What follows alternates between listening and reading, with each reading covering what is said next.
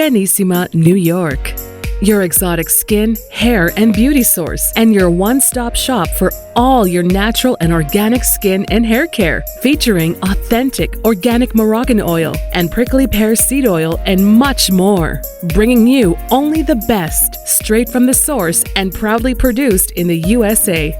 So what are you waiting for? Shop today. Organissima, New York. Your beauty is our duty. What's up, party people? This is Kwame, and you are rocking with Chatters That Matter right here. Keep it locked. All right, peace. This is Rick Aaron, and you're watching Chatters That Matter with Dr. Cheryl Bryant Bruce and Hurricane. Keep it locked.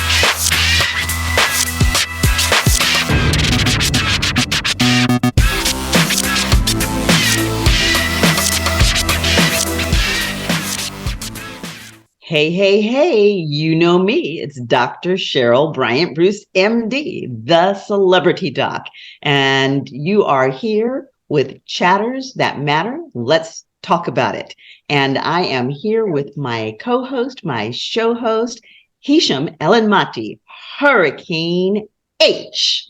What's up? And we are here this month for this particular episode celebrating autism awareness. This is a big topic. It's an important topic because there are a whole host of people in our population now that have the diagnosis of autism, and some who even don't have the diagnosis yet, but who clinically are showing signs of having autism. A lot of people have grown into adulthood and, have concerns about their own behavior. They were the misunderstood kid or whatever the case may be, and don't realize it was autism, and they just never got a diagnosis. So a lot of times they never got the help or the guidance or the understanding to deal with themselves and their special characteristics. We all have special characteristics, and people with autism are particularly gifted in many ways.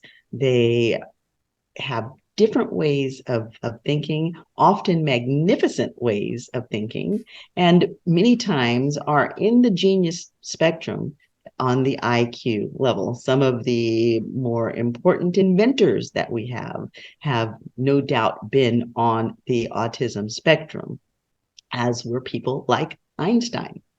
So let's talk about autism. To help head off this talk today, we have a very special guest, Hot Mike.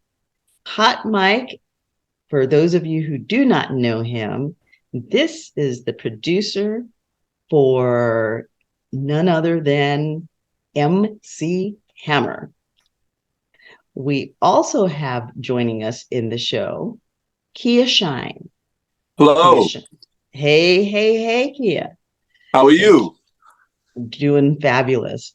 I do apologize. Fabulous. I'm just getting off the plane. I had to get back we had a speak at the Shelby County government of the commissioners of Shelby County government today about autism. And we got back off the plane just now with my wife. So, and it was a little bit delayed getting from Memphis back to Atlanta. But how are you doing this evening? Everything all right? Everything's all right. We're just thrilled to have you here joining us. And so since you were the first man up to speak, we are going to go ahead and let you introduce yourself. Kia Shine is an actor, music producer, rapper, correct? Yes, ma'am. That is correct. And an autism advocate, as you can see here. And an autism advocate. You know what I'm saying? Indeed. I started my career producing, starting with Yo Gotti. I signed him very early in his career. I put out albums on LaChat, Skinny Pimp, Gangsta Black, a lot of artists that are independent from Memphis that were doing their thing. And then I kind of went and got my own deal and went to That's So Crispy and the hip hop vibe and the whole wave. Ended up writing Drake's Best I Ever Had and doing that thing. And And then from there, kind of did a beeline over to film and television after losing my mom and father to cancer. And yeah, just been doing the film and television thing since then. I think my first thing nationally I was in was Atlanta with Donald Glover, and then I was in Superfly. That was a big thing for me. And then like I've been in like Star. I've been on with Brandy and Queen Latifah. I've been on Johnson. I've been a character on Red Dead Redemption 2. And more recently, I have a new movie on the way out with Jamie Foxx and Kiefer Sutherland and John Boyega. It's called, and I think Jamie just had a medical seizure today too. I'm trying to figure out what's going on with it. I just heard about that. Yeah. Oh my. So I'm going to be checking with Breon when I hang up this call. Because we got. Make sure you get back to us and let us know about that, okay? Yeah, because I just heard about that, and I'm going to make sure he's okay. But we have a movie called They Clone Tyrone that I'm in, and it's going to be on Netflix July 21st. It's going to be premiered at the Black Film Festival this year. Okay, so perfect. Yeah, so but nonetheless, right now this month I'm just heavy on the autism awareness and acceptance because April is World Autism Month, and I have a son, Jameson, who's in the other room in there. And and he's my special genius boy with autism. He was diagnosed with severe autism, nonverbal, but he will be speaking. When he was 2, and he's now 12 now. And yeah, it's just been my whole advocacy. People look their whole life for their purpose in something that they could give to. Well, God put my purpose in my lap, with my son, and being able to be an advocate and standing in solidarity with him, as well as parents like me, as well as other kids like him with different abilities. So that's been our mission, and we just been turning up the gas this month because we just released our new website, autismadvocates.org, which is a place to build community for those that have little babies and little kings with special abilities, you know what I'm saying, with different abilities. You know? Right. Yeah. And that experience of becoming the parent of a child with special needs, it is such a humbling experience. I also had a child with special needs, and from it, I founded the Gregory Center for Exceptional Children and Families. And at the time that I founded it, I actually thought that it was going to be for children with developmental disabilities. And we were still in the process really of putting it together when the media found out that we were doing it. And so they asked to come out and interview us, a bunch of women sitting around with literally curlers in our hair and stuff, planning this out. And it's like, sure, when would you like to come? And they're like, well, we're on our way right now. So that launched the Gregory Center overnight. Literally, I had to turn off all of my phones because people were blowing up the phones. And what the interesting thing about it was the majority of the calls came from parents of children with autism, because there was such need for information, for support, for community. Yes, I truly agree with that fact that there's been an underserved community with resources seem to be limited as it pertains to autism. And and we just, my wife and I, over the last decade, we're dealing with our son. We realized that, and we're like, well, look, we've got to step it up, and we've got to just start to build community and transfer this information and talk and just trying to figure this thing out. You know what I mean? It takes a village to raise any kid, but with a child with a different ability, it takes more than a village. It takes almost a city.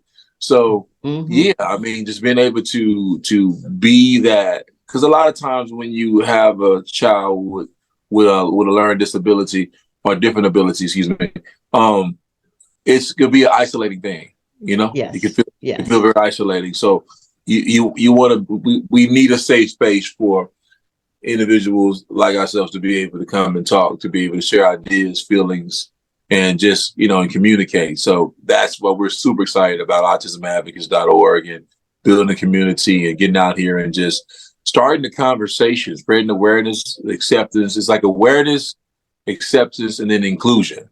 Inclusion is the big part. And that was really a good chunk of the reason that we started the Gregory Center, because we wanted the inclusion. We wanted these children to be, part of their friends, part of their community, part of life. And at that time, children who had disabilities, whether it was autism or a developmental disability, were, they were pretty much squirreled away in the closet. They were dirty laundry or something that you had to hide. And we really wanted to bring them out and show that they are not disabled. They are differently abled, and they can contribute so much to the community. Now, hold that thought, because I want to tap in with Hot Mike, who has a completely different perspective on this. You and I are talking as parents of children with disabilities or different abilities. And Hot Mike is coming from the angle of someone who has had to deal with it personally.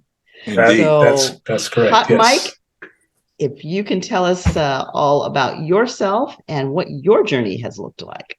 Well, for those who haven't done the Googles yet with me, I did my biggest project was with Capitol Records. I produced MC Hammer, wrote music for him, did composition.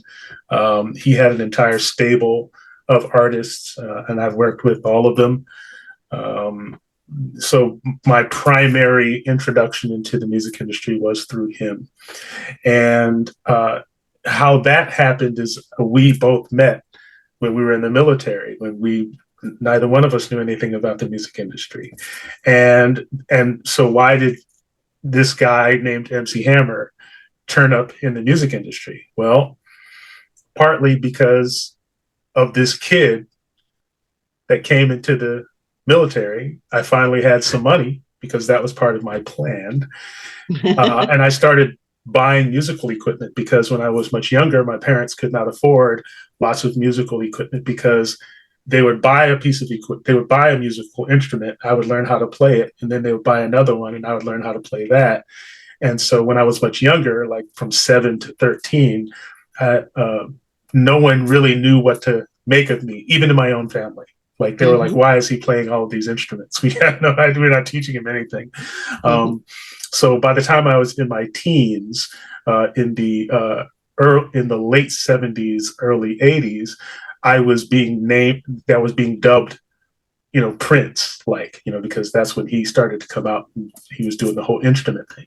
Right. And I knew that if I went into the military, I had a check and I could buy instruments. Well, I did that. And I bought all these instruments and I jammed them into our barracks room.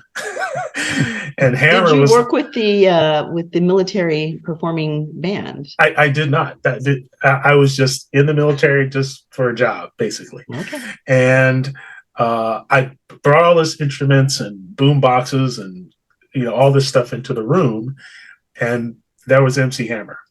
Now, he wasn't MC Hammer at the time. His name is Stanley Kirk Perel. That's his real name. And so Stanley was like, oh my goodness, here's this kid that plays all these instruments. And he just asked me flat out, he said, hey man, can you make some songs that I can rap to? And I was like, sure, yeah, whatever. And that's literally how it started. And at that moment he said, you know what? I'm buying all kinds of custom suits. I'm going to be a rapper and I'm going to take you with me. I promise. And I was just like, yeah, whatever. And he did. And it was good for his word. He got out of the military. Now, he was much older than I was. So he was already going through the military. He got out. I was still in. And he did. He actually came back and said, hey, I think I got a record deal going and I want you to come with me. And then the rest is history. So how did that whole thing start? Well, it started because when I was much younger, there was something very specifically different about my processes, the way I processed things, and the way I did things. And if you ask my mother, and I always tell this to people, if you want to know anything about the way an autistic child becomes an autistic adult, is you can just interview my parents. Okay. They're both still alive. They're both still here. My mom, I told my mom the other day, I said, a documentary company came to me, and I'm one of 6 people that they're filming in this documentary, autistic people. And I said, look, if you want to know anything about me, just interview them. Interview MC Hammer.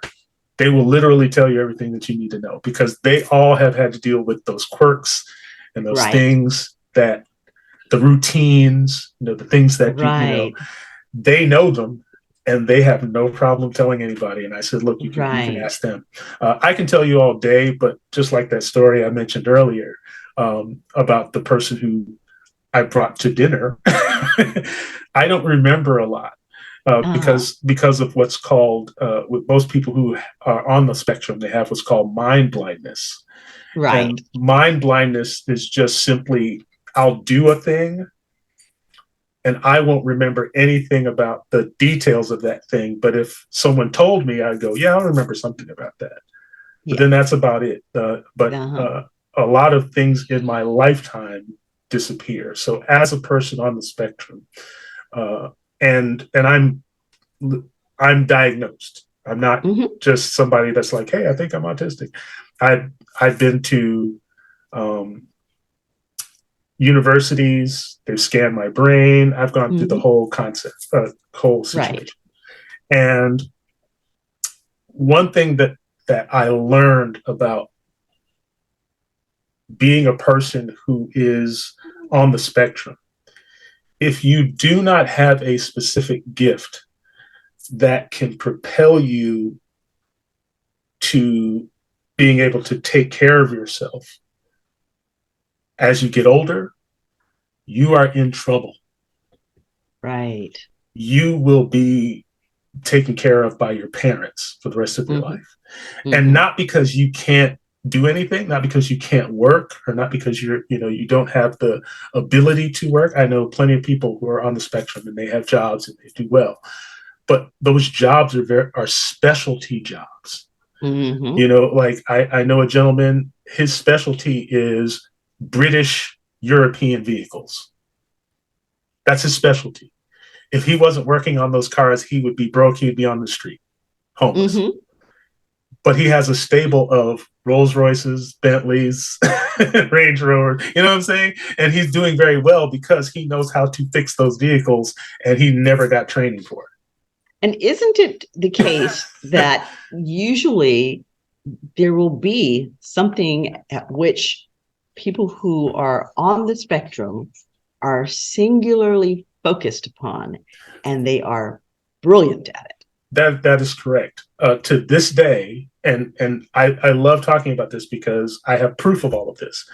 When I was 16 years old and still in high school, I took a sheet of paper and I wrote on that sheet of paper exactly what I was going to do, which was to be a music producer. At the very top, I had music producer. And then at the all the rest of the way were all of the things that I was going to need to do to get there.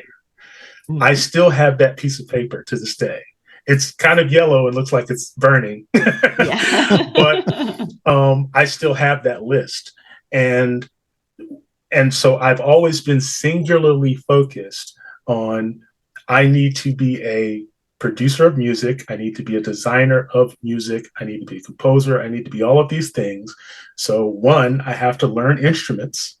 So this started very young, as I have to learn instruments. So that's why I started playing all these instruments, wind instruments, reed instruments, guitar, strings, everything, piano. I just focused on, if I learn how to play these, I'll be fine. Then when I went into grade school, then I learned how to read music. So I learned how to read music. So I was like, okay, this is what a major seventh is. So in my own process, I felt like if I did all of those things, I would be good at being a music producer. Right. To this day, I have people that come up to me and say, hey, man, I remember when you were in the studio at Fantasy Studios and, you did this, you did that. You just walked in the studio, you'd be in there for 30 hours. You wouldn't say anything to anyone. And you just left. Yes. Go in and do your job and you're gone. And that's literally what I did. Let's talk about that. Now, that is something that is typical of people on the autism spectrum. The key thing that you said is you would go in and do your job and not talk to anybody. How much was communication an issue for you as you were coming through? So communication was particularly frustrating for the people who I would do work with. And in part because of my hyperfocus, not because I couldn't understand them or they couldn't understand me. The issue was sometimes people just want to do small talk. I don't. I'm not into small talk. So unless there's a specific topic of discussion, then I'm in on the discussion, sort of like, when we started out. I'm in on the discussion. Hey, that thing happened to me. Let me talk about that thing. But then I'm done after that. And that's particularly devastating in TV interviews. I'm sorry, in interviews on radio and things like that, because I can stop talking and then there's just dead air, and no one likes that. But I have over the years, I've learned to always have a thought process that keeps moving. And I saw someone do this and I actually appreciated it. I'm not a political person. I'm apolitical. I just, whatever. But former President Obama is very good at this. When he's talking, he doesn't want to break his thought process. So he pauses on purpose. And when he makes that pause, it causes you to go, what's he gonna say? You don't feel like something's wrong. You feel like something's coming.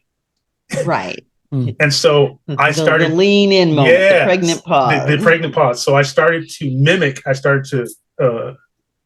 called echolalia. I started to echo what he was doing because it worked for me. It also keeps me from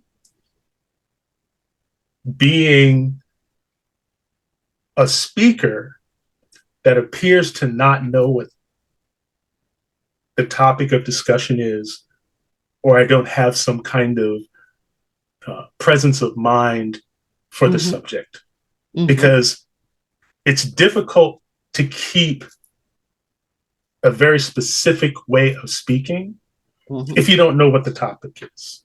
Right. You get lost very easily. And I often got lost because sometimes what people were talking about was something I'd never experienced, because I don't live like people generally live. I'm not a person who goes out at clubs. I have sensory issues, so I can't go to loud places. Some of these places are very dark. And so that is also a sensory issue. I don't like walking around in dark spaces. Even places that are too bright, like department stores. You can ask my mom about that. I like to hide I always hid in the clothing things, those little things that they're round and the clothing racks. I used to hide in them all the time. So they would always lose me. That's interesting, because you always see kids hiding in those clothing racks, but it never occurred to me that some of them might be using them as a tool to manage their environment as opposed to as a play place. That's an interesting thought. And back in the day, if you lost a child, you just go to the front desk and you say, hey, I lost my child. Can you call them over and that happened many times. So over time, I understood that was going to happen. So every time we went to the department store, that's directly where I would go. And they wouldn't find me until they were ready to go, because then they would just call me over the and I'll just go to the front. I'm like, here I am. They're just like, we're not taking you out anywhere again. And that was that. But that kind of way of communicating for me was difficult, because I really did not have anything to talk about, because my main focus was to produce music, was to be in the studio, was to, move faders, plug in.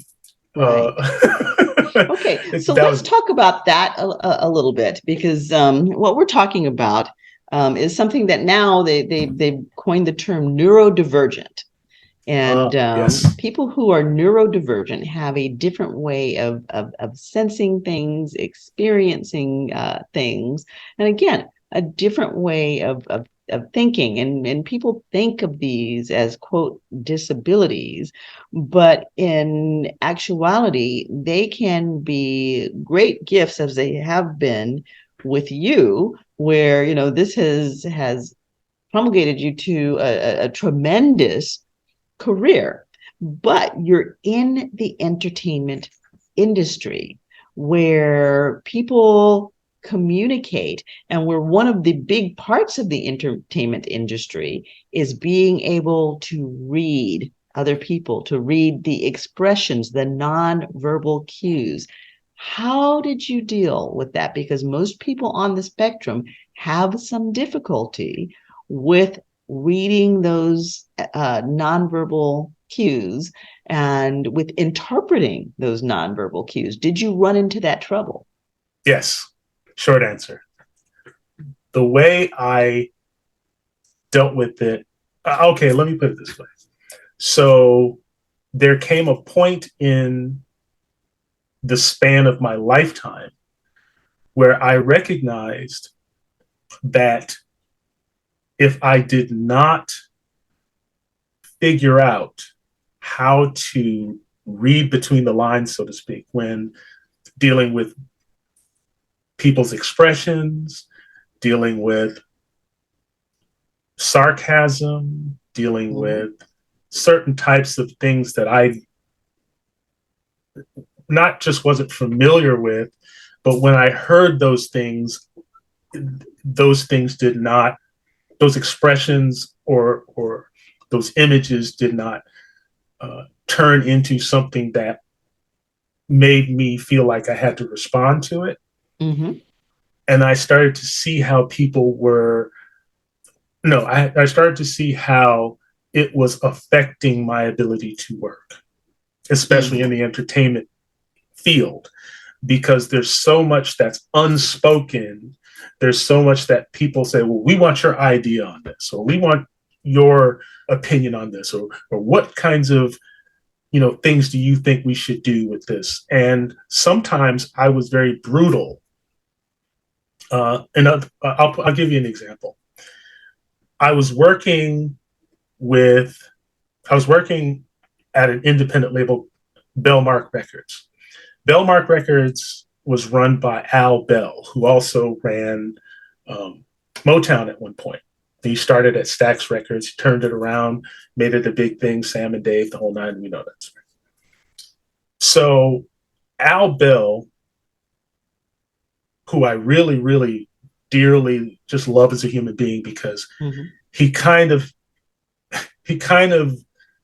shows some of the same behaviors that I do in terms of communication. He's very blunt, straightforward. If anybody's met him, they know.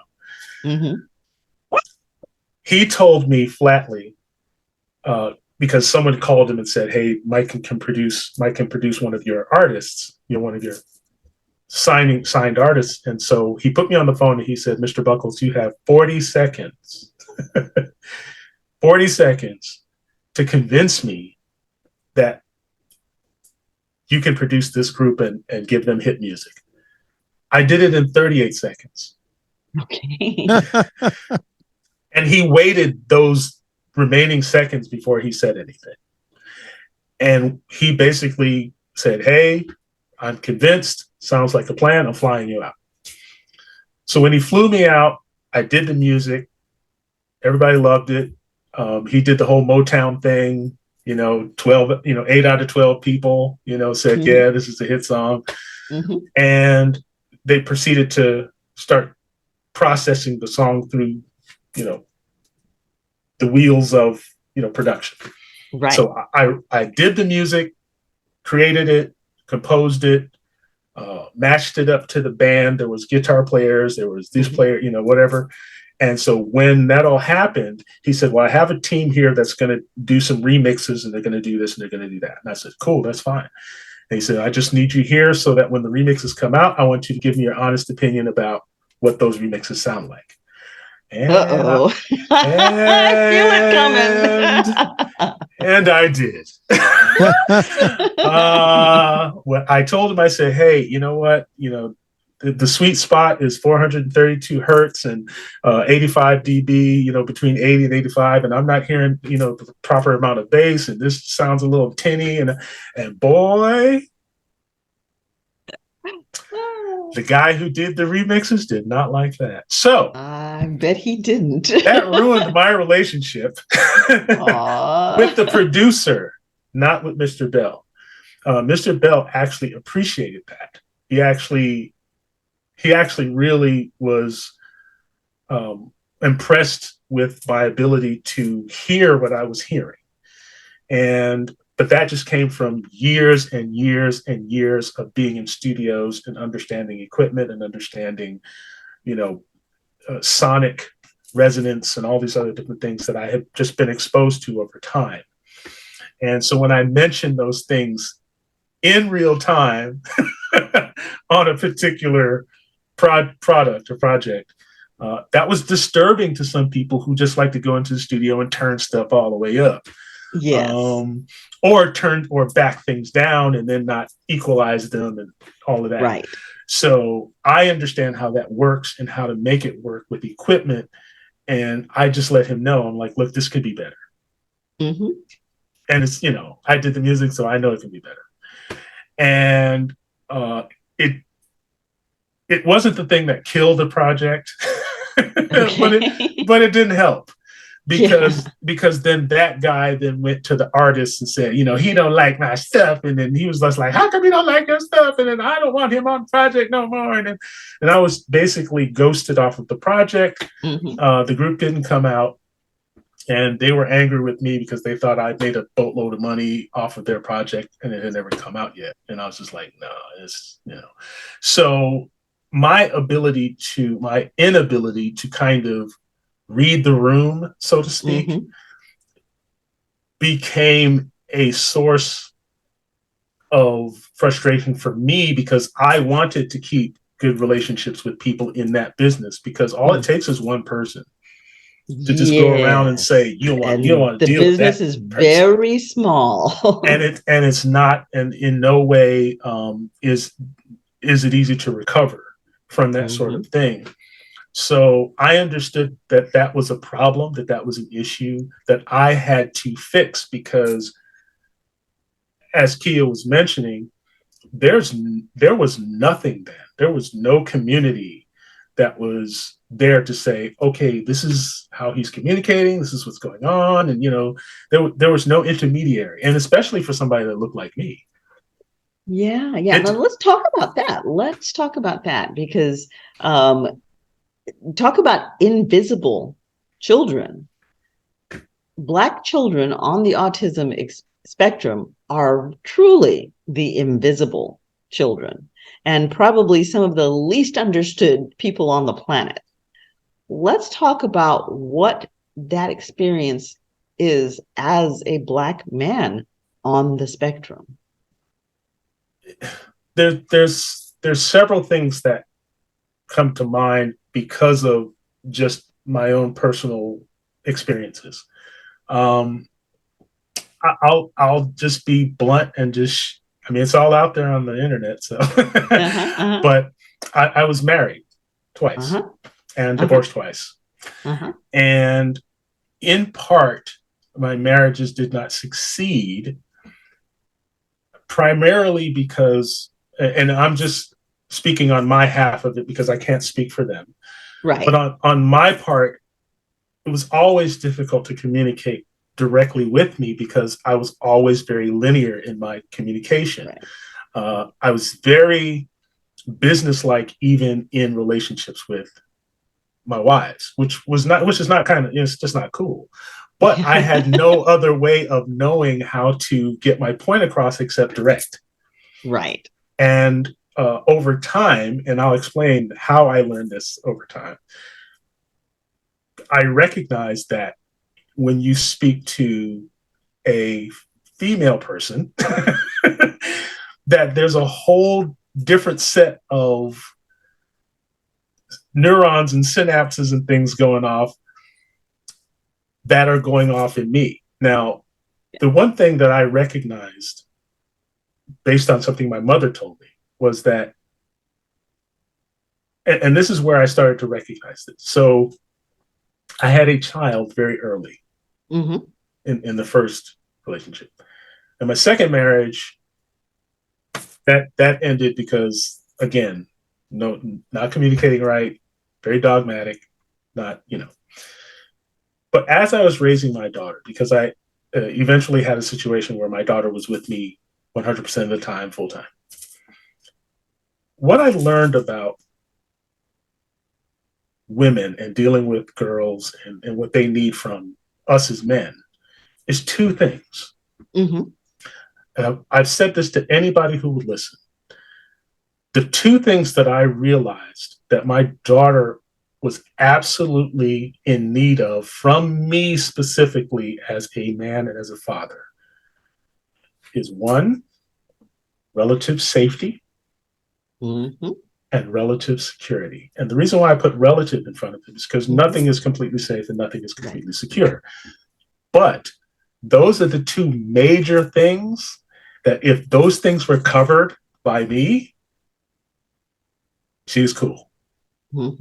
Dad, I need to be sure that, this, and this. Okay, yes, no problem. I'm safe.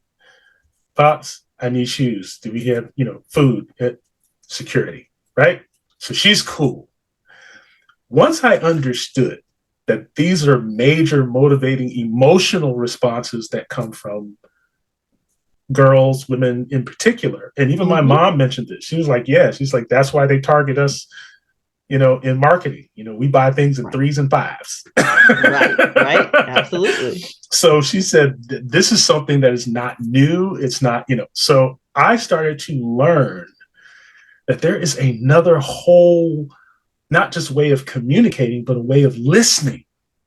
And sometimes people aren't talking to you so that you can listen to them. They have body language. They have ways that they're, you can tell when somebody's having a bad day and they don't say anything. Yes. So those things I started to pick up as I was raising my daughter. This took an entire decade of me just not being in any other relationship, just dealing with my daughter. And my mother said something to me. She was just like, I have no idea how you're raising this daughter because you do not have one feminine bone in your body. and I think, and I feel like that statement comes from the fact that I'm very Spock-like in how I deal with things. Yes. And so she could not understand, well, how are you teaching her how to do her hair and how to, And I said, I just do the hair. I look it up in the manual, say, okay, you got to twist it this way, and boom, there you go. But you can't teach somebody how to do their hair that way. Right. And that was the whole point, which is why over time, eventually, a family friend was like, boy, just bring over my husband and my house and we gonna do your girl's hair. And I was just like, okay. So I understood that there were certain things that if I opened up a manual, I could do them because that's the way my brain works. I did that in the military, but that's not the way you run life. Right. And it took me until I was in my late 40s and right as I was turning 50, that's when it kind of clicked, and I was really starting to kind of key in on how to read people. And if I was going off on a topic or a subject, I would stop myself and go, time to listen. I literally had to do that. So the frustration cost marriages that I had. It cost some level of communication that could have gone better with my daughter. I always tell people I could have done that better, but I just, anytime you're tossed. But you did it and you stayed the course. So I stayed the course. Applause for you. Well, and often I appreciate the applause. I'm humbled by any of that. But the bottom line is, we all have circumstances and responsibilities that no matter how hard we try or whether we want to or not want to, in my case, I loved it, but we have to follow through. We have to do the thing because, like Hurricane said earlier, you know, time just it just keeps moving forward.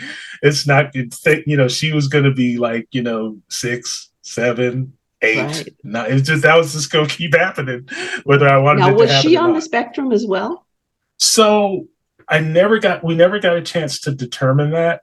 Mm-hmm. And sadly now we won't have a chance because she's passed away, but and that's probably a story that I don't want to talk about at the moment because that's still very fresh. She passed away in 2016. So as an My adult, condolences on that as one who has also lost a child. thank you. Not a club you want to be in. It is definitely not a club, and just a bit of information that I learned about that. There's expressions for someone who loses a spouse, you know, widow or widower. There's expressions for someone who, you know, a child when they lose parents, an orphan. But there's no expression in any language. And I'm sure you know this. I'm sure you've been through it all. You've heard it out.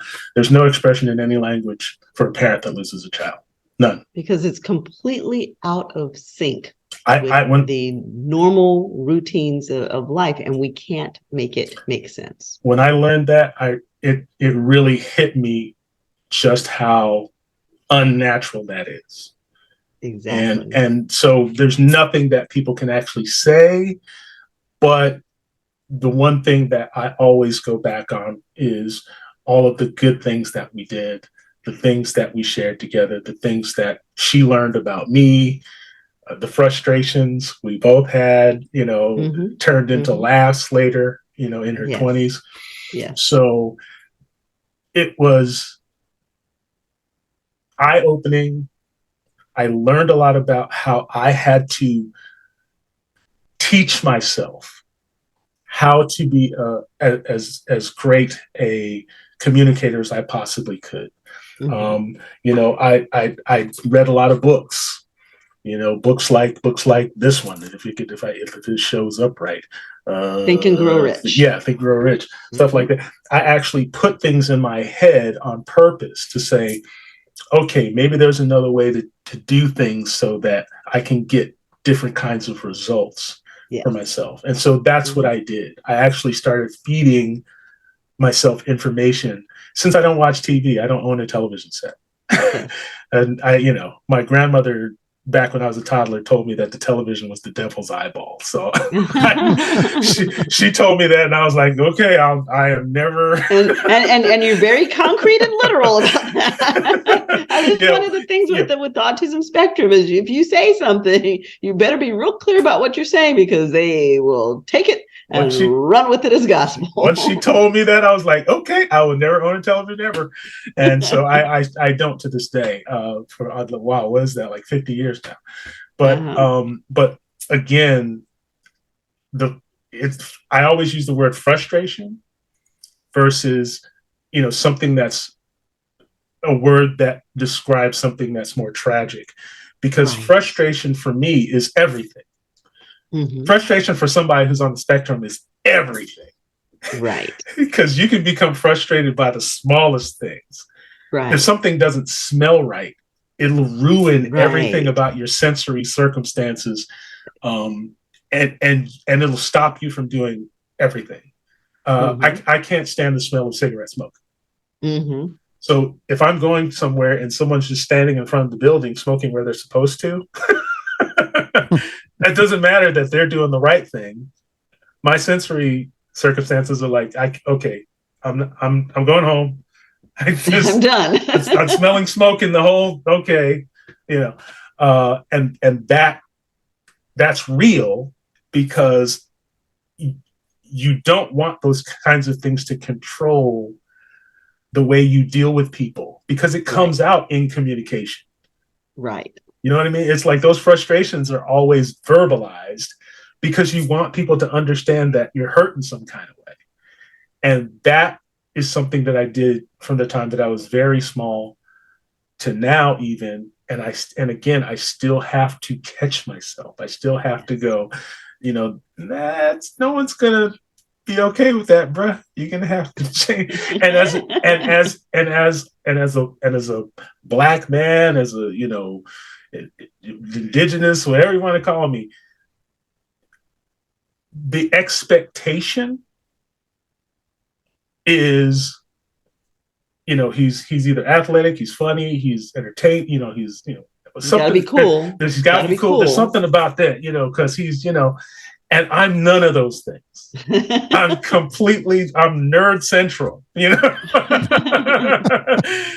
But what I had to learn was that you cannot diffuse, detach, cancel other people's expectations. But I did learn this, and this is actually biblical, by the way. It's another book that I really enjoy, and that is dropping all of your expectations. And I have literally had teachers tell me, how dare you? You shouldn't tell children to just drop all their expectations. We have expectations for children. I'm like, and that's part of the problem. That's why it's hard to teach kids, because you're giving them a bar. Now, it's important to help children to reach for something, but that comes from inspiration. Right. And we can't give a person inspiration. I mentioned this to my mother the other day. I said, I don't want to be inspirational. And that sounds weird to some people, because in the world that we live in, you have all of these influencers on social media and all of this. And this has to do with communicating with people. And my goal is not to be an inspirer of people. I would never go out and say, I'm trying to inspire young people. Inspiration is only something that a human being can draw from another human being. You can't bottle that up and go, hi, I have this special inspiration here for you, and I'm going to give it to you. That is not how it works. How it works is I do something aspirational. And they go, man, this guy's multi-platinum record producer. He's worked on albums that's gone 5 times diamond. Historical, iconic, work that he's done. He works in television. He's an actor. He does this. He's done all this stuff. He's still in the entertainment business. He's, and that's inspirational. See? Now that comes from directly comes from someone who sees that, like the gentleman that I was telling you about who wrote me that long thing. Right. He found inspiration in the way I behaved. And that's how, and so you can't bottle it up and say, I'm going to give it to this person, this person, this person. Each individual person has to find something inspirational in someone else. And that you don't know where that's going to come from. Right. Do you know what I'm saying? I mean, somebody could be an animal the places trainer. You least expect. Yes.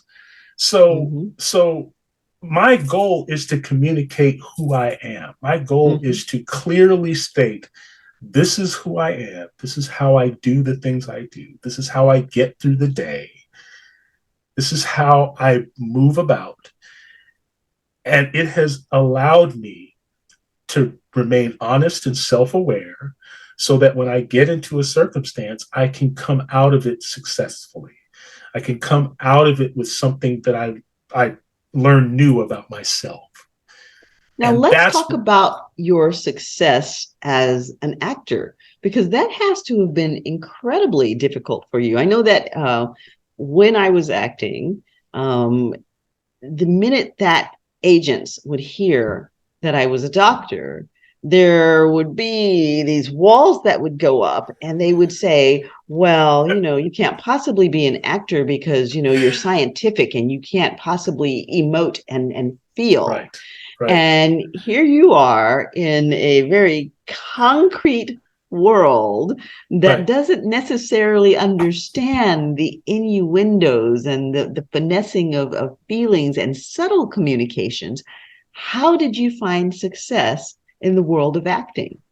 So I was going to see if I had the book available to show you, but But there's an actress who wrote a book about acting, and I'll find it and mention it to you at some point. But what that book did was tremendous for my acting career.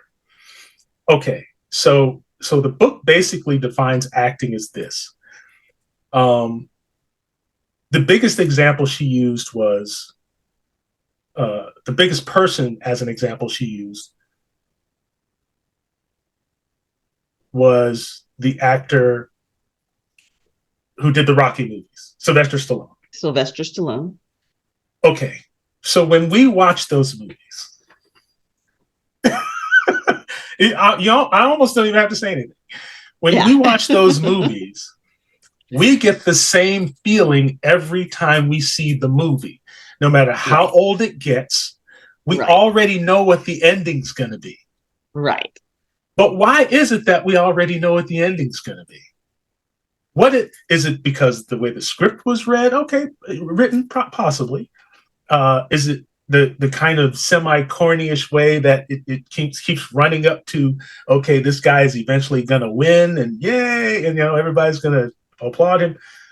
But there's something about that, about the ability to draw emotions out of people that don't belong there for the person on the screen.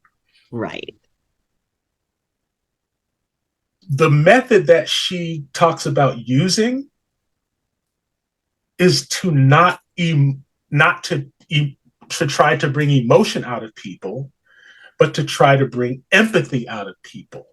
Mm-hmm. It's not my job to go on screen and show emotion. That's not my job. Mm-hmm. According to this actor, coach. Mm-hmm. Your goal is to pull empathy out of people. So however best you do that, it might not necessarily be because you emoted on screen. Right. It could be the progression of the story and how, and maybe they saw you down, or they saw you in a circumstance, and so it's how you best show your true self in that circumstance. So, so we get it. Acting like that is very exhausting. The Creed actor, Michael B. Jordan, he's said that on several occasions. That style of acting will drain you. Yes. Because you're not trying to emote. You're trying to draw empathy. Right. And that is exhausting, but it's rewarding. Because when you do it, you have made a movie that's going to make you money for the rest of your life. Right. And we all know that Creed series of movies is going to make that man a billionaire. We already know this. Now, this is the way I act. Even as a background actor, when I started, that's what I did. Anytime there was a prop that was around me, I would use the prop. Because the director would come in and he goes, "Hey, you know what? I know you guys are in the background. Relax. Do normal stuff." Da, da, da, da. And they go through the whole list of things that you're supposed to do. And I'd be sitting in there amongst all these other actors who've gone to schools. They've done this, they've done that. Some haven't done anything, but they're all like, I'm an actor. I'm going to be, out there one day. I'm going to audition. And I'm sitting there, I'm going, I wonder how many of these people are going to use their props. 9 times out of 10, and I'm sure you've seen this. Yes. They don't touch any of those props. They just sit there like lumps on a log, and they're like, am I going to get on camera? Is this the right, angle? And all I do is I sit there and I figure out how I'm going to use the prop. And every time I do that, I get featured. That's right. And the reason why is because I don't just have a bottle of water sitting in front of me that the directors or the set prop people put there. I take the cap off. I'm sitting there while the actor's doing his thing, and I'm like, okay, this is a great meeting. All right, whatever. I'll take a pen, and I'll just be like, okay, all right. Well, I don't want to be here. Whatever. And so I'm doing all of that. Mm-hmm. And guess what that does? It draws empathy. It engages. It engages people. And so Mm-hmm. people are like, and I'll never forget it. The first time I did something like that, people focused on me. They were like, man, he looks like he's bored at that meeting. He looks like he doesn't even care about what they're talking about. So even though the main actors are doing what they're doing, people are focused on me and going, did he just drink some of that water? And that's what you want to do as an actor. And guess what that doesn't take from me? It doesn't take me having to be emotional. Right. Which is something that I'm not good at anyway. I'm either smiling all the time or whatever, so my whole thing is when I'm acting, I just use what's there, try to pull empathy from people. And when I do that, that's what works. And I don't know when this independent movie's coming out, and I'm really bad about keeping track of these things, but I literally had a director walk up to me and he goes, I need for you to cry. Whoa. He said, there's a dead person right here. It's a dead kid. And we just found him. And you know what? It's, you know the family, you know the wife and the husband, and you just found the kid. You're close with their family, and you got to cry. And he just looked at me. He said, can you cry? I was like, yeah, sure. Why not? And no one on set believed me. The primary actors, nothing. They were just like, you just going to cry just on the spot like that? And so guess what? I had the one memory that we just recently talked about. I had that one memory. Mm-hmm. The biggest hurt that you could possibly have in your life. And I just instantly called it up. And when I called it up, I was bawling like a baby. Mm-hmm. And the director hugged me after the scene. He told me, get this man a trailer. This guy, this man is amazing. All this kind of stuff. And he even remembered me, the next time, for, some more work. So that's how I'm able to do the job. Is I look at it as a job. My job is to draw empathy from the audience, is to get the audience involved, no matter how small a role I'm playing. And, eventually, hopefully, I get a much larger role, some better auditions. I'm horrible at auditions.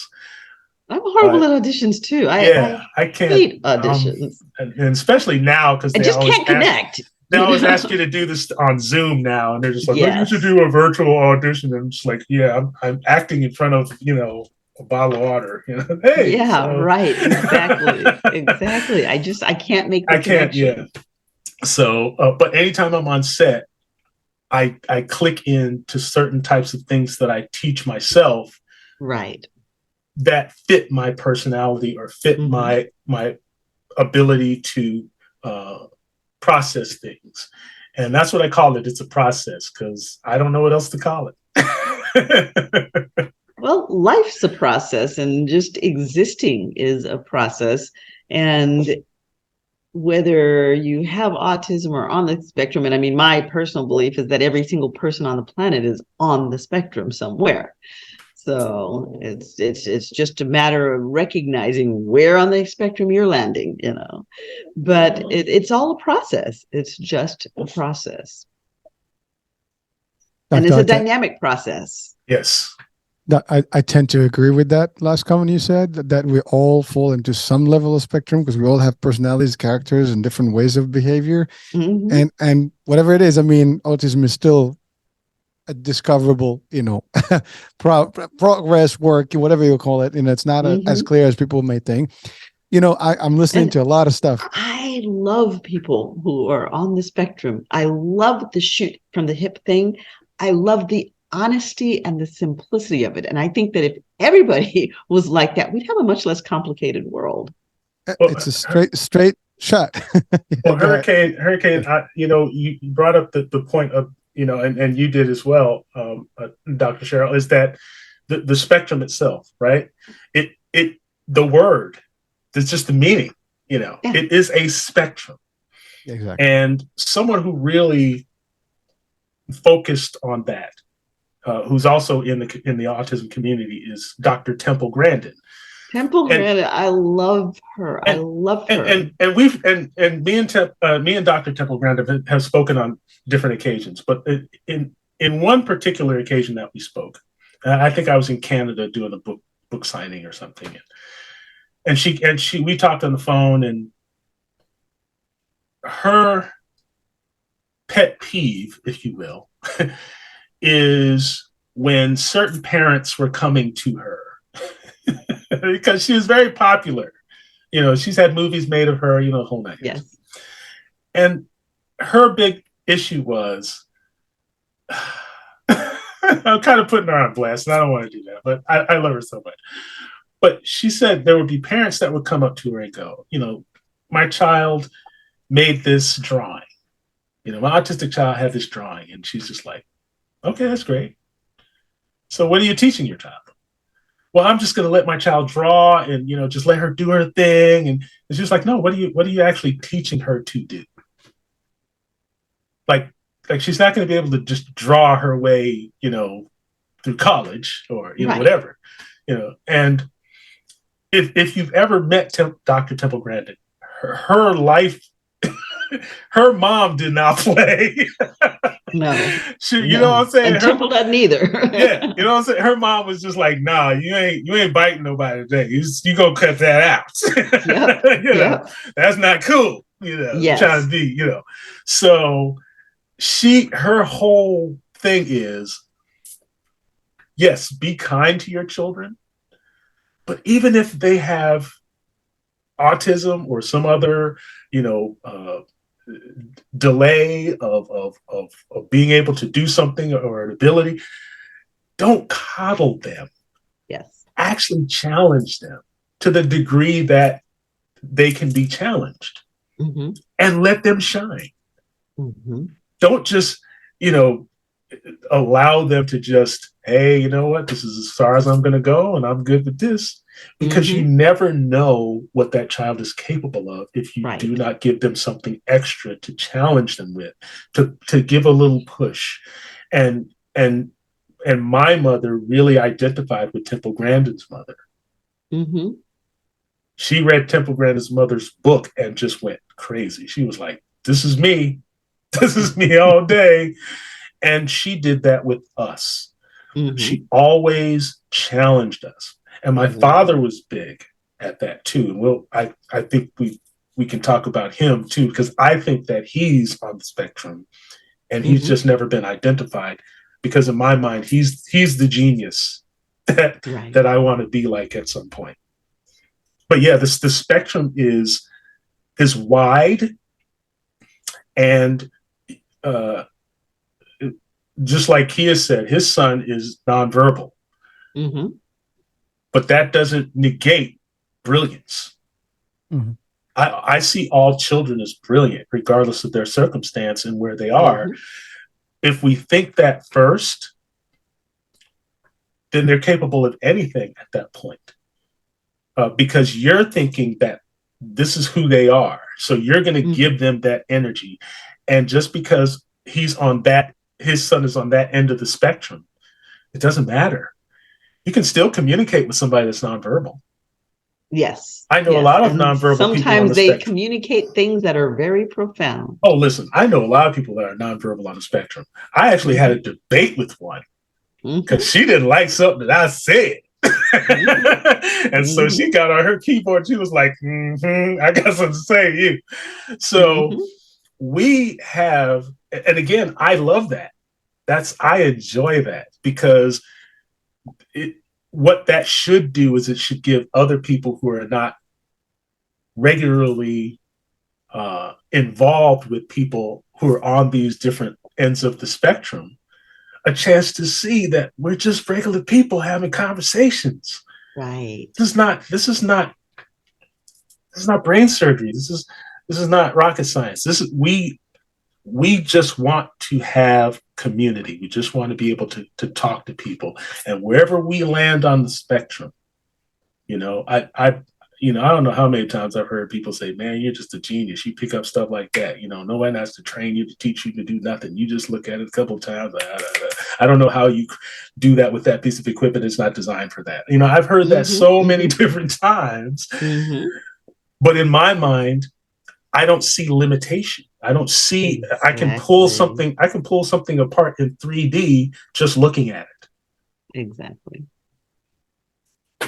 But that's the way my mind works. And as frustrating as it is sometimes to live that way, because I tear everything apart. I used to do that when I was a kid, and I still do it. But I explode everything. And then I wind up having to fix it, put it back together. But my goal is to make it better. Okay. So that's literally how I do everything. That's how I create music. That's how I produce other people's music. That's how I do marketing. That's how I do all the acting. I explode it. I look at it, and then I put it back together. And I go, this is how I need to do this. And I can do that in a split second. Now, I don't know. Mom says it's a gift. And I had to actually agree with that because I don't know where that often comes from. And I have to admit to myself that sometimes, we all have different gifts and we all have different things that we do that's impressive to another person, but that's okay. I was a top 40 DJ, radio DJ. But the only reason why I was a top 40 radio DJ is because I echoed a voice that I had heard when I was a kid. And the voice that I gravitated when I was a kid was Frankie Crocker. Frankie Crocker was a radio DJ up north, and I listened to him all the time. Frankie Crocker. He'd just come on the radio. Oh, this is Frankie Crocker. And he'd do this thing. So I just mimicked his voice when I was hired as a radio DJ because I'd never been a radio DJ before. And so I mimicked his voice for the entire interview, and the guy was like, "You're hired." So I've been able to work and to do things because I can take stuff apart,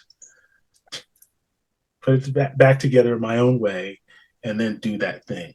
So I've been very fortunate in that because I do know the struggles that people on the spectrum have because of their inability to communicate. And in my circumstances, I've always communicated by echoing other people, and that impressed other people enough to hire me to pay me to do something. And that's why I make it. Not everybody can do that, I suppose.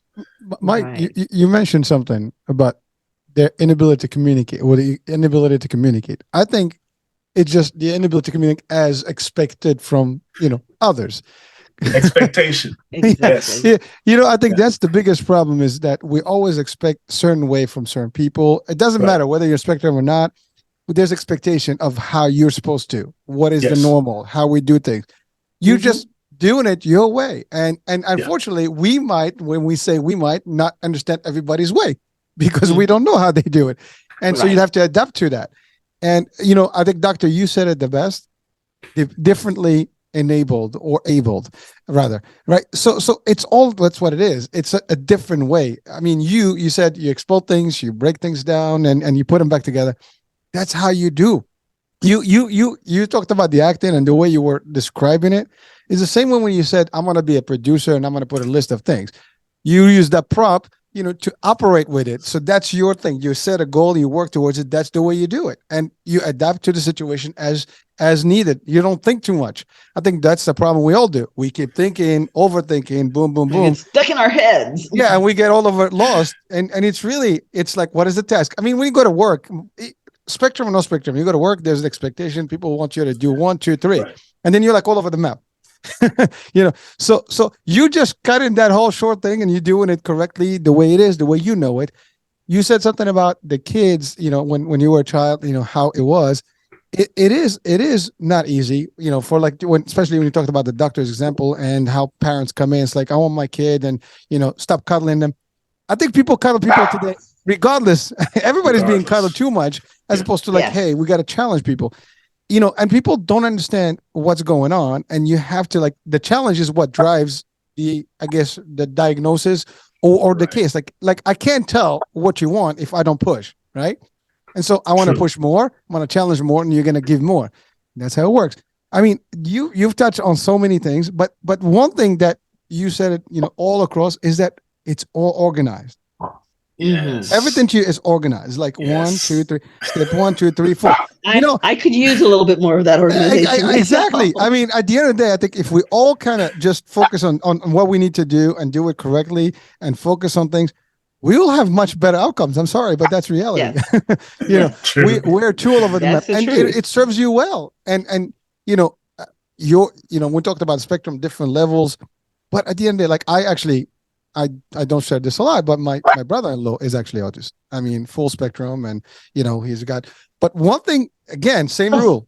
He is solid about his things. His times are his times. If he needs to do something, his clock works. He's going to do it exactly how it is. Nothing changes his mind on whatever he's planned to do, and he'll do it exactly the way it is. Can't tell him you can't change things, and once he is set on it, that's it. His trust is limited to certain people. If he has one way of thinking about it, and that's it. So it's a lifestyle, and there's nothing wrong with it. To be honest with you, I don't see it that way. I see it actually is it just him. That's the other thing.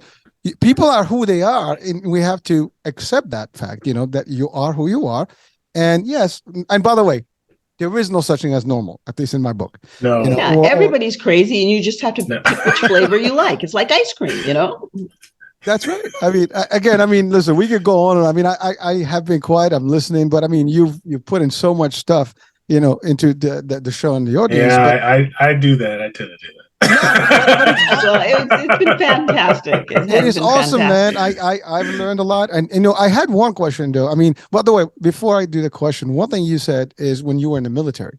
Military requires organization, discipline. Oh, I've got a story for you.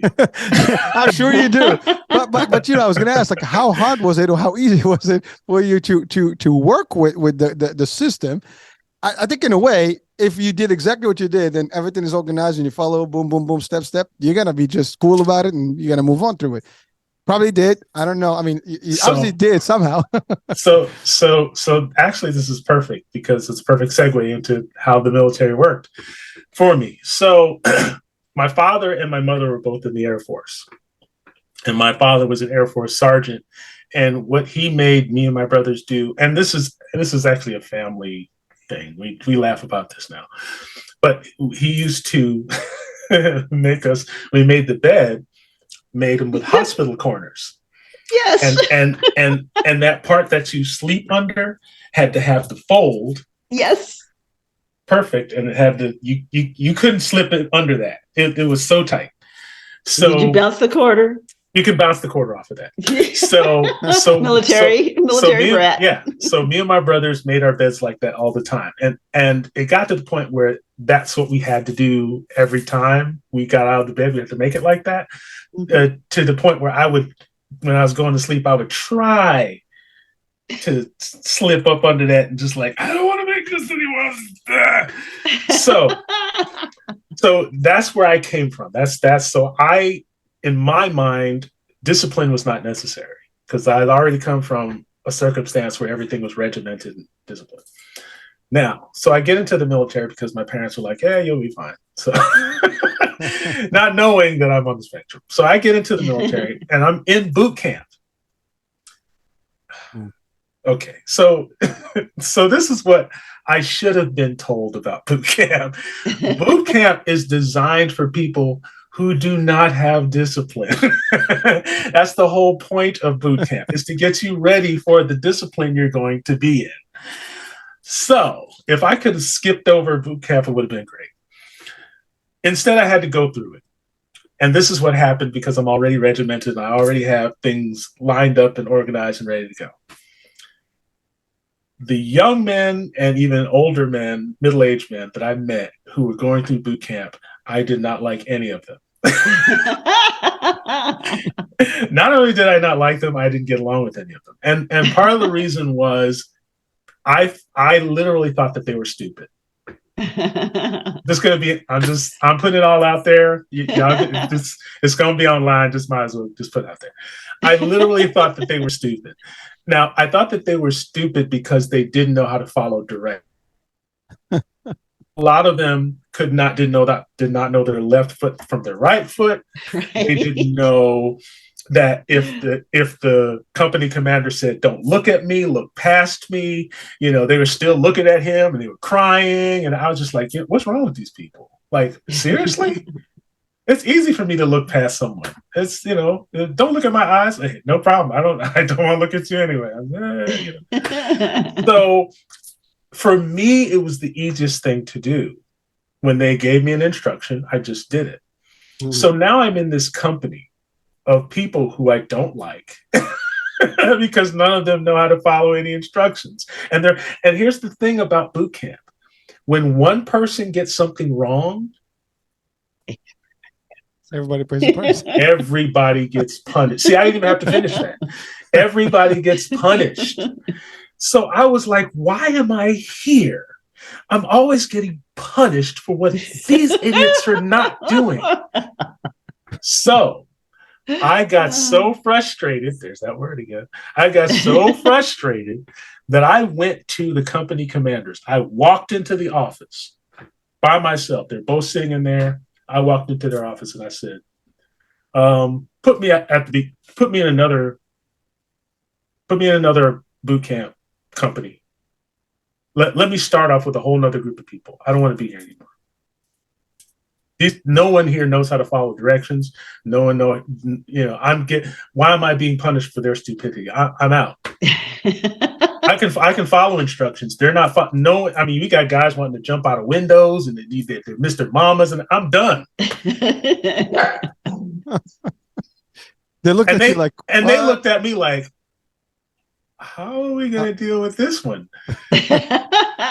So they did something I thought was absolutely brilliant. And I actually took a lesson from this to this day. So I complained that they're not doing this. They're not in left, right. They don't know what they're doing. And so they looked at each other and one looked at me and he goes, and he opens up his drawer. He's got this desk that he's sitting at. And he opens the drawer of the desk and he takes out these two, what looks like rankings, that you pin on. Right. He puts them on the desk and he goes, "That's your new rank." And I go, "What?" He goes, "That's your new rank. You're gonna put those on your outfit, and that's get squared away. But that's your new rank because we're gonna put 5 people under you, right? And you're going to train them to do exactly what you know that they're supposed to do." Team leader. And I was like, "Oh, okay." So I took the rank, put them on, got squared away, walked out of the office, and the guys were like, "Yo, man, you got rank. Yo, what you did? Yeah." And I was just like, "I'm picking you, and you, and you, and you. And we're going to be our own team, and we're going to do our thing. We're going to get ourselves squared away, and we're going to do our thing." So I trained those guys. We got a little thing. Every time we go around the base, we're like a little, 6 of us, just hand to left, and then we were perfect. Everybody was like, "Yeah, fuck, man, we got it going on." So still getting punished because them other idiots is getting us in trouble. So I go to the company commanders again. Same complaint. I'm like, you know what? Who's going to deal with these other characters? We're squared away. Why are we getting punished? He didn't even look at his partner this time. He just opened his drawer. Another rank. Took out some more ranks. He's like, "That's your extra rank." I was just like, "Okay, now what?" He goes, "Now you're going to have 12 people under you." He's giving it the whole crew. So I'm like, okay. So I get 12 people now. So it's head, left, and we're all tight, right? Now that's literally like maybe, I don't know, like a third of the group, because there's a bunch of us. Yeah. And so a lot of them are seeing us and we're getting, extra rank and we're doing our thing. And then people are like, well, maybe we ought to really get with it and concentrate and do what Mike over there is doing, step up our game. So they started to step up their game. And when some of them would mess up and that would cause us to, still get punished, I was like, you know what? Let me go to the person that's actually causing the problem and see if I can help him. So I'll never forget this one guy. He didn't know how to actually shine his boots because they don't give you polish to shine your boots. You have to figure out how to buff out the leather on your boot to make it shine automatically, to make it shine on its own. They don't give you patent leather boots. You have to shine them up. So I actually, because his boots were crazy looking, and he's like, I don't know how to do it. Nobody wanted to help him. So guess what? I wasn't getting punished. We're doing this. So I walked over, dude. I said, hey, man, if you hang with us for at least a couple of days, I'll get those boots shined up, and you'll have a whole technique of how to do that on your own. Oh, Buck, man, I appreciate that. My name is Buck because my last name Buckholtz. Man, Buck, I appreciate that, man. Helped him shine up his boots, got him squared away. Nobody got punished anymore. Weren't any more fights in there anymore. Everybody was cool because nobody was frustrated that they were going to get punished again. And that's when I knew there was something about how I was disciplined that made a difference in other people wanting to be disciplined. Yes. And you cannot teach that. Yes. In some ways, that's something that comes with how you're brought up, a little bit of DNA, a little bit of who you are, but you can always improve on it. You can always turn it into something positive. For a good chunk of the time I was in boot camp, it wasn't positive. I just thought I was the man. And that wasn't the case. I wasn't just the man. I was the guy who already knew what it was that they were trying to teach. Right. So they were trying to help me to be someone who could teach. And that's why when I finally got when I finally made the place I was going to be at in the military, my duty station. Yeah, that's what I was searching for in my brain. When I finally got a duty station, I was in a squadron. I was in an air reconnaissance squadron. It was like, people were like, how did you get an air reconnaissance squadron? Like, we're all going to like submarines and crazy stuff we don't want to be in the Navy. And I said, well, I have no idea. But they send top people to squadrons because you're dealing with airplanes and all that kind of stuff. Yeah. So I got to the squadron, and literally like a month into being at the squadron, the company commander came to me and he said, we think you'd be a good officer. Oh, what? So then they wanted to train me to become an officer from the ranks of, enlisted. Mm-hmm. So they were teaching me all kinds of stuff. It's actually how I learned about cryptology. Because they were teaching me how to do all of this coding and all this other stuff that nobody was doing in the 80s. How to create documents on computers. Remember the black screen and the green letters? Oh, yeah. And the Matrix. Oh, yeah. Oh, yeah. And I remember computers being the size of a wall, and you had little key punches. The little dash dots. That's how I would create entire programs and create forms for the enlisted people to fill out so that they could, get paid, so they could update their status, everything. I was doing that from scratch. And they were like, man, this guy, we just give him a book and he just learns everything.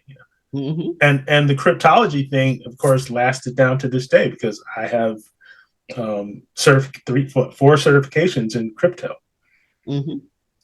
Cryptocurrency law enforcement, all kinds of work that I do in crypto now. I even advise crypto projects. I'm advising one now that's, looking at trying to get about, I don't know, 3 to 5 million invested in it. Because a lot of people are afraid of this process in crypto. But the one thing I learned is that the government has no problem with crypto. Right. All my certifications come from Homeland Security. So I already know what the government wants to do with crypto. So I advise crypto projects to not be afraid of being registered projects. You know what I mean? Right. To go to the SEC, do all the right paperwork, do everything you're supposed to do. Everybody's trying to, go against the government. And I'm like, don't do that. Just be someone who has a solution for the government, and you'll be fine. But these are some of the things that I've learned how to do over time because of that hyper focus that I'm grateful to have, and my father has it too, because he's a master electrician and he's almost 90 years old. You don't stay a master electrician just because you say you are. There's a test you have to take every year to keep that going. So he still has the wherewithal to take those exams and still come out on top and be a master electrician. That's amazing to me. Absolutely. Absolutely. Now, as people are looking at the neurodivergent community to bring them into community and into workplaces, what advice would you give? Twofold. One, what advice would you give the person on the spectrum? And two, what advice would you give the people looking to bring this neurodiversity into their community? I'll say this. As a person on the spectrum, have as much as you can, have an open mind about who wants to help you, right? Try not to be so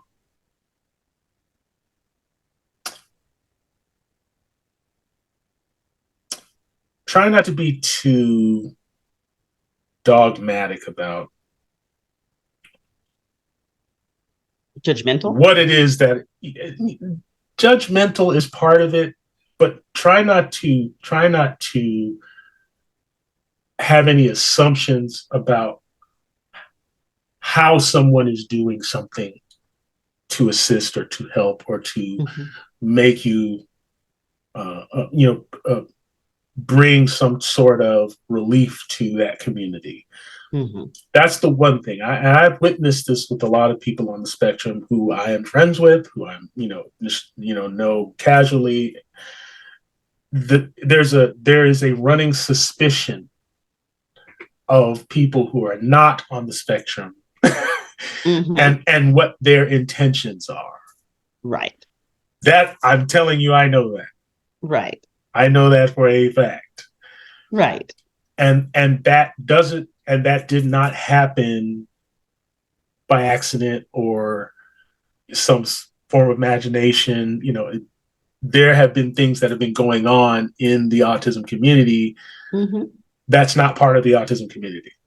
Right. I dubbed it about a decade ago. I dubbed it the autism cottage industrial complex. Right. Because that's basically what it turned into.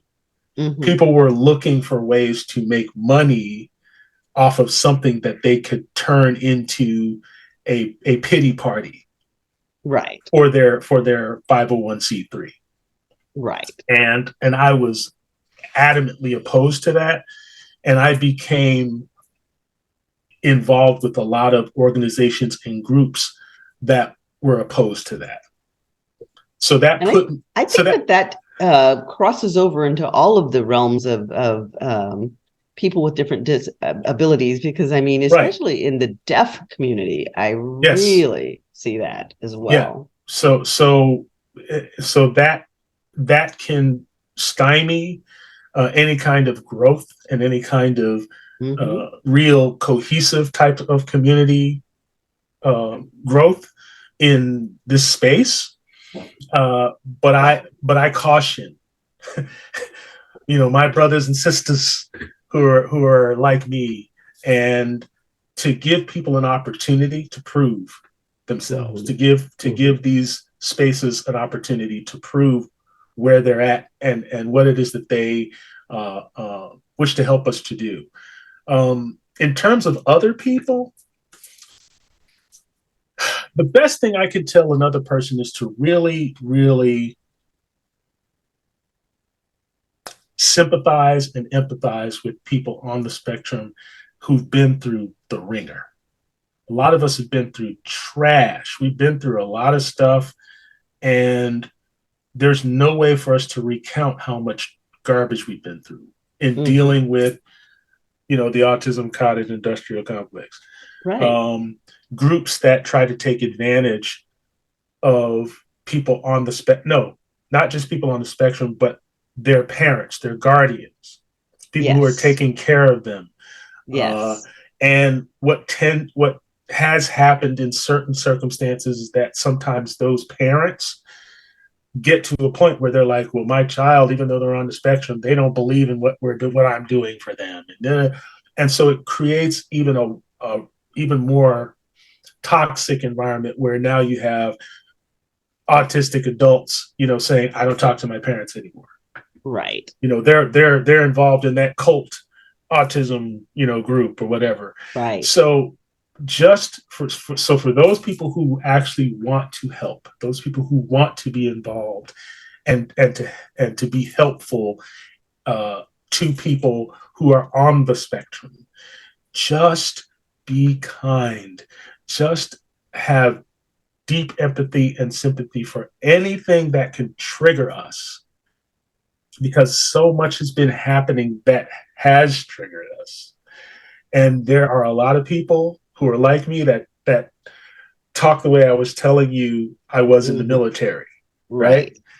They'll come into a space and they'll be like, oh, you guys are an autism, organization? Yeah, you're probably all idiots. But they're not being mean. It's just that they have been experiencing the behavior of certain people, and now that's locked in. And then they have to get locked out. They have to have consequences. It absolutely does. Major consequences. Because I had a patient that was clearly on the spectrum and absolutely brilliant, and came in with the "you guys are idiots and I can fix this" attitude, was rejected, and it ended up in, I had to 5150 this gentleman because he was fully suicidal, and I didn't dare let him walk out of the building. And he appreciated, it wasn't completely against his will. I explained to him what I was seeing and where he was at, and he appreciated that I gave him that opportunity to not take his life. But it had that much of an impact on him, the rejection that he got, because he was just looking at these people as idiots that needed to be fixed. And that's the danger. That particular experience right there is the danger, because now you've got someone that has no hope. When you take hope away from a human being, it's not like, oh, they're hearing negative stuff all the time and then, oh, I'm just hopeless. No, the core of who that human being is, you're denying it in some way, shape, or form.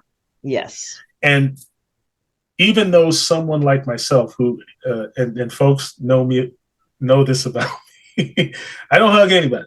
I'm not a hugger. You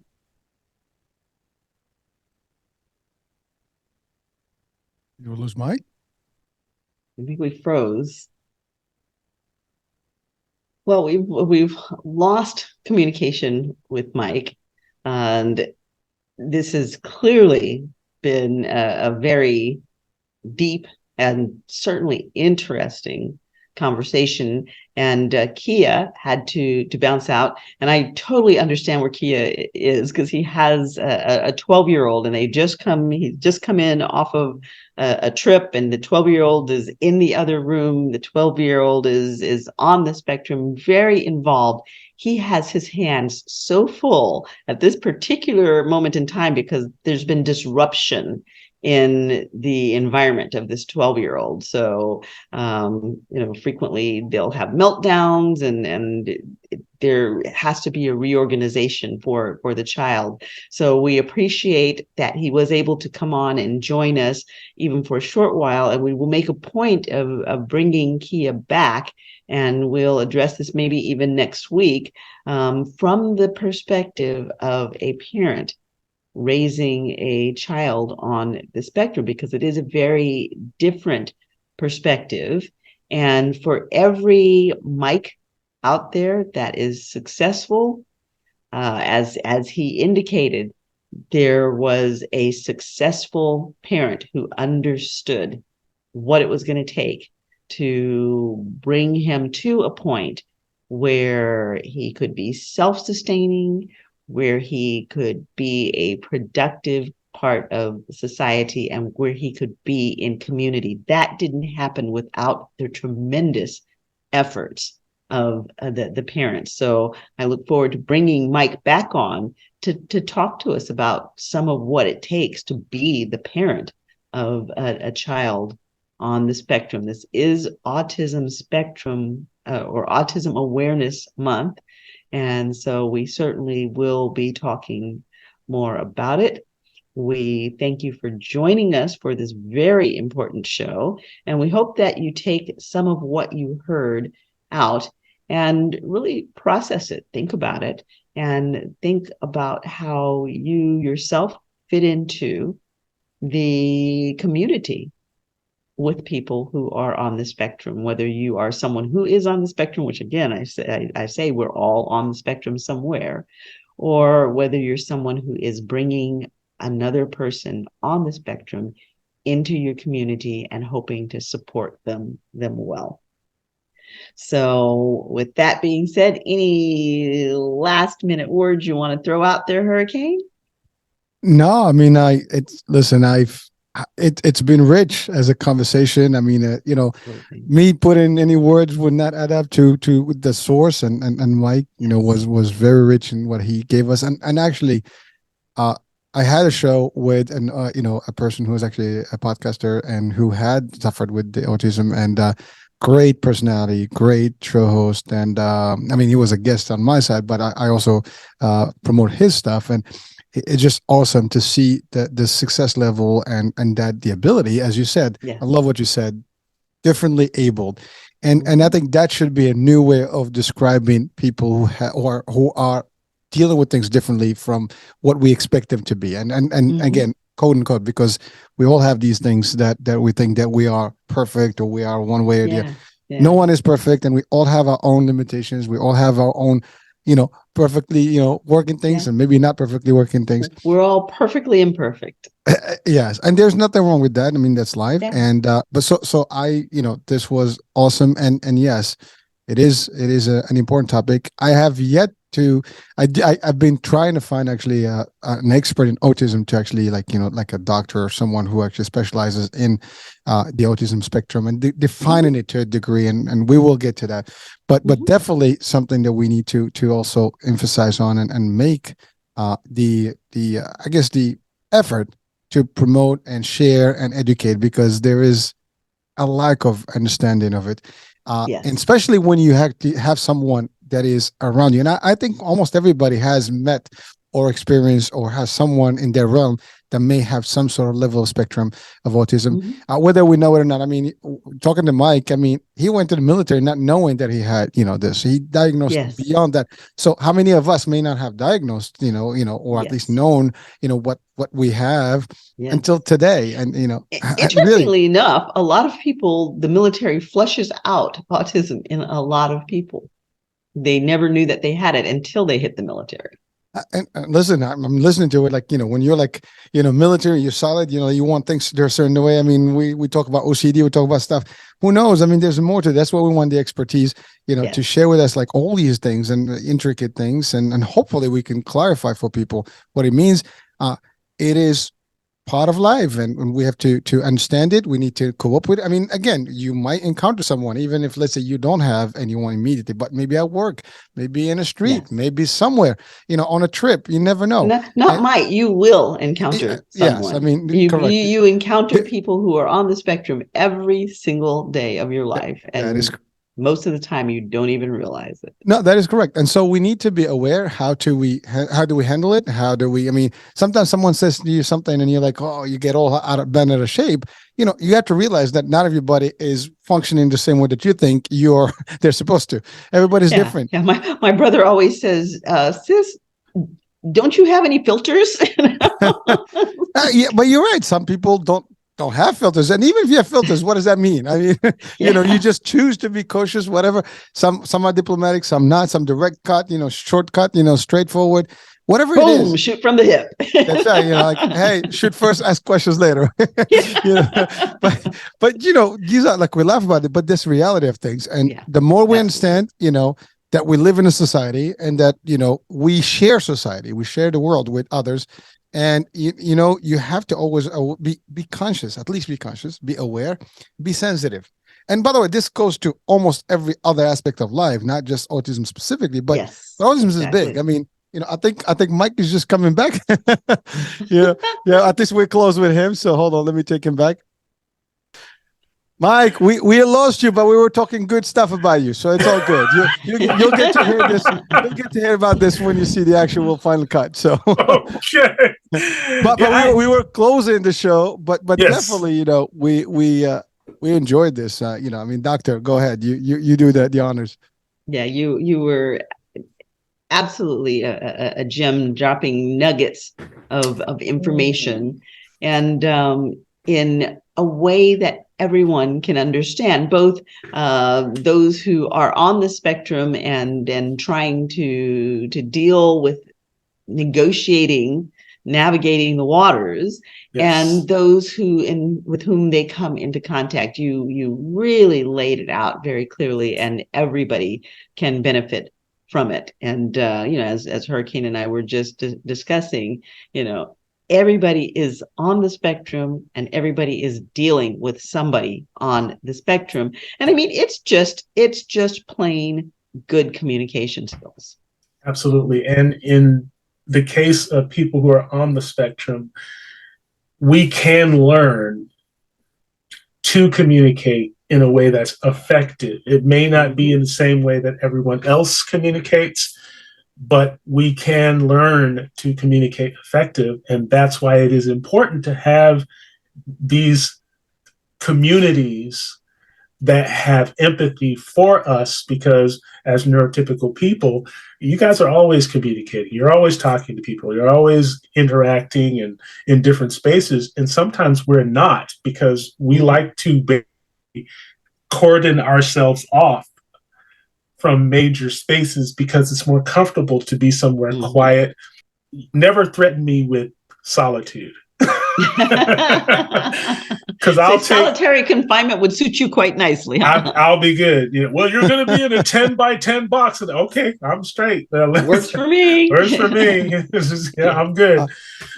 Yes, I spent 2 years out in the country on a 10-acre ranch with a dog and a cat during COVID, and some of the best days of my life. I was like really good. So Mike, before we part, you are part of an organization that helps people basically get employment, gainful, revenue and income, and really train them into the industry, and specifically in the entertainment. What is the organization? Absolutely. Let me tell you about it. The nonprofit that I'm working with at the moment is called YIC Unity. It is a 501c3, and that 501c3 his mission is to integrate and train adults with disabilities, specifically autistic, to acquire the necessary skills to assist them in securing careers within the entertainment industry, earning, and not just that, but earning a competitive wage. So we help them to train them, put them in very specific situations with companies that are actually doing things in the industry.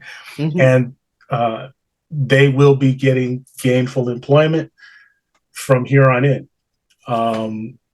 I love this organization. I am a member board of trustee. I give them tips. They read my comments when I'm on Twitter, when I'm on LinkedIn. They're very, very tactile. They actually interact with the things that I discuss and talk about, especially when it comes to the entertainment industry, because that's what we're doing. We want to make sure. But we also understand that these young people are very specifically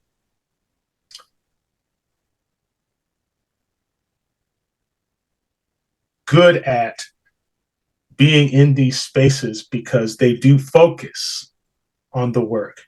There's very little starstruck behavior. Yes. Everybody's just there to do a job, and they always do that excellently. So the people who are the primary actors and stars and directors, and they can do their work, and they know that there's somebody that's there that's like, okay, I got this.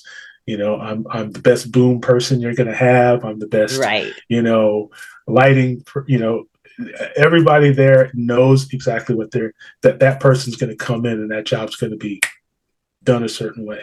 So companies are learning more and more that, hey, this is a resource that we need to tap into. And these are brilliant human beings, and we need to treat them so that they can treat them in such a way so that they can take care of themselves, be comfortable, make sure that they can take care of their creature comforts and all the things that any other person would need to do. Hey, let's use this resource. And that's basically what this mission and goal is of the organization. It's YICUnity. It's literally spelled out with those letters, .org, YICUnity.org. And I can't say enough about this organization. It's the real deal. And we will post the information on the site where you can, the website and where you can reach out and learn more about YICUnity. Yes. Thank you. Absolutely. Mike, we really do appreciate your insight and your communication, and we'd love to have you back to talk further about the subject. We were saying that we're going to bring Kia back to talk about it from the parent perspective and what it takes to raise a child that is such a gift as you are. So again, we do look forward to having you back again, and we will continue celebrating all of your successes. So thank you so much for joining us. Okay. Well, I will be following both of you on social media because I really like you guys. You guys are very, very, very encouraging, very, very humbling. Aspiring. With you guys. Very aspiring. There you go. Very aspiring. I was paying attention. There you go. I am drawing inspiration from you all. Love you, man. Love you guys. Appreciate you having me. Thank you. I'm humbled and honored, and I can't wait to hang out with you guys again. You have Likewise. been listening to Hot Mike on the show Chatters That Matters. I am your show host, Cheryl Bryant Bruce, MD, the Celebrity Doc, with my co-host, Hisham Elenmonti, Hurricane H. Remember to like us, share us, and leave a comment. This show is for you, and we want to respond to your needs. We're here to educate, inform, and entertain you. Chatters That Matters, signing off. God bless. Chatterthatmatter.com.